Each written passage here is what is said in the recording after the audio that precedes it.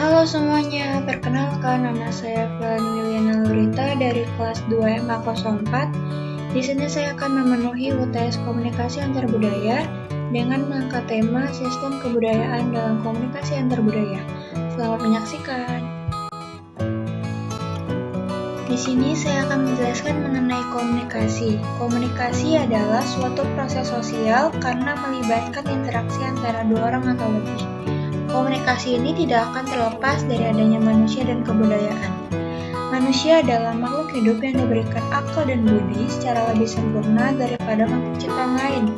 Sedangkan budaya adalah suatu cara hidup yang berkembang dan dimiliki bersama oleh sekelompok orang, serta diwariskan dari generasi ke generasi. Maka dari itu, manusia dan kebudayaan tidak akan lepas dari adanya komunikasi. Seperti yang kita ketahui, kebudayaan tidak akan terlepas dari adanya komunikasi. Maka komunikasi dalam kebudayaan dibagi menjadi 4 sistem. Yang pertama, kebudayaan harus memiliki objek. Yang kedua, kebudayaan terdiri dari atribut, kualitas, atau pemilik, pesistem, dan objek. Yang ketiga, kebudayaan harus memiliki relasi internal di antara objek-objek. Dan yang keempat, kebudayaan harus memiliki lingkungan. Setelah membahas mengenai sistem kebudayaan, di sini saya akan melanjutkan tentang hubungan sistem kebudayaan dengan situasi komunikasi antar budaya. Terdapat 7 hubungan sistem. Yang pertama ada sistem agama, yang kedua sistem ekonomi, yang ketiga sistem pendidikan, yang keempat sistem manajemen kesehatan, yang kelima sistem kontrol sosial, yang keenam sistem politik, dan yang ketujuh sistem keluarga. Pertama, sistem ekonomi. Sistem ini menjelaskan bagaimana cara-cara manusia dari waktu ke waktu untuk memproduksi, mendistribusikan, mengadakan pertukaran, dan mengkonsumsi barang dan jasa. Jika ada perbedaan kebudayaan, maka berbeda pula dengan aturan mengenai produksi, pertukaran, dan konsumsi. Dan sistem ekonomi ini memiliki 3 sifat. Yang pertama, kooperatif atau sosialis, yang kedua, persaingan bebas atau kapitalis, dan yang ketiga, ekonomi keluarga atau individu. Kedua, sistem agama. Sistem agama adalah setiap kebudayaan mengajarkan kepada masyarakat tentang sistem kepercayaan kepada wujud tertinggi. Di Indonesia ada 6 macam agama. Yang pertama adalah Islam, yang kedua Kristen, yang ketiga Katolik, yang keempat Buddha, yang kelima Hindu, dan yang keenam Konghucu. Dan dalam sistem agama ini sangat penting dalam komunikasi antar budaya, bahwa setiap pemeluk agama menghayati dan mengamalkan nilai-nilai agamanya sehingga memiliki sikap dan perilaku komunikasi sebagai orang beragama. Ketiga, sistem keluarga. Dalam sistem keluarga, komunikasi antar budaya dipengaruhi oleh struktur keluarga, sistem perkawinan, dan adat perkawinan. Konsep keluarga dibagi menjadi 2. Yang pertama adalah keluarga inti, yang terdiri dari kakek, nenek, ayah, ibu, paman, dan bibi, serta anak. Yang kedua adalah keluarga memiliki keturunan yang sama atau berasal dari perkawinan antara marga dengan marga. Perilaku komunikasi dalam komunikasi antar budaya terbentuk dan diawali dari keluarga.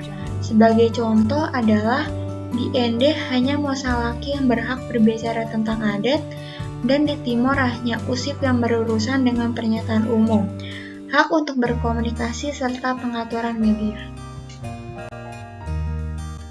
Keempat, sistem pendidikan.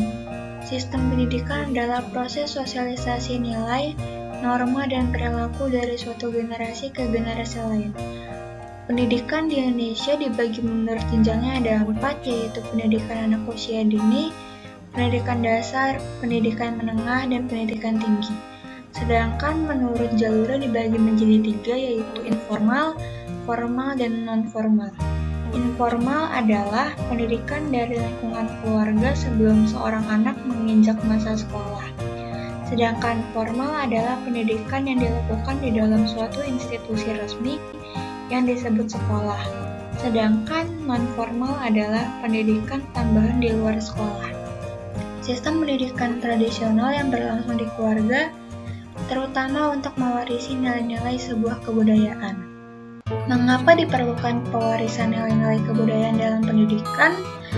Yang pertama adalah memberikan sebuah pengetahuan, yang kedua untuk jenjang karir berikutnya, yang ketiga adalah membangun sebuah karakter, yang keempat adalah memberikan sebuah pencerahan, dan yang kelima adalah membantu sebuah kemajuan bangsa. Kelima, sistem kontrol sosial. Sistem kontrol sosial memiliki peran sebagai berikut. Yang pertama, mengawasi diri sendiri, yang kedua memperhatikan nilai yang disepakati bersama, dan yang ketiga selalu bertindak sesuai batas-batas tertentu. Sistem kontrol sosial juga sangat penting dalam konteks komunikasi interbudaya. Bahwasannya sistem kontrol sosial terencana dan tidak terencana sering berhubungan dengan orang-orang yang dikontrol berbeda latar belakangnya. Kontrol sosial juga dapat dilakukan melalui berbagai cara. Yang pertama sosialisasi, yang kedua tekanan sosial, yang ketiga kekuatan sosial, dan yang keempat adalah situasi dalam individu. Yang keenam, sistem manajemen kesehatan memiliki manfaat sebagai berikut. Yang pertama, membantu untuk memahami dan merencanakan difusi dan inovasi. Yang kedua adalah adanya penyuluhan kesehatan masyarakat dalam berbagai etnik dan suku bangsa dari tingkatan terendah.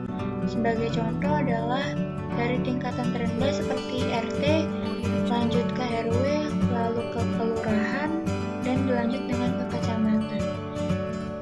Manajemen kesehatan juga memperhatikan pada hubungan timbal balik antara manusia dengan lingkungan alam, dengan tingkah laku dan dengan sebuah penyakit yang sangat mempengaruhi evolusi kebudayaan melalui proses umpan balik.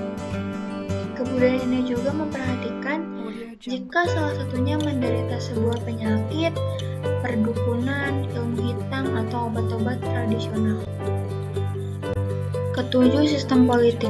Sistem politik dalam setiap kebudayaan berkaitan erat dengan perbedaan kedudukan sosial dan sistem sosial menggolongkan peranan setiap individu lewat kekuasaan dan tingkat sosial, kehormatan maupun kesejahteraan.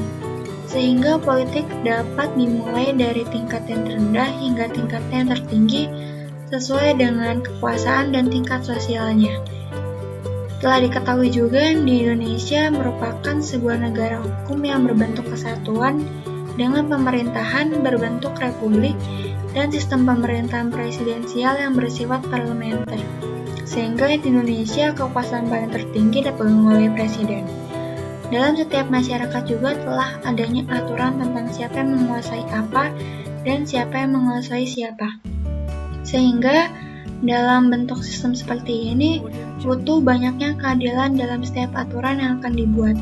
Sekian penjelasan dari saya tentang sistem kebudayaan dalam konteks komunikasi antar budaya. Terima kasih. Dadah.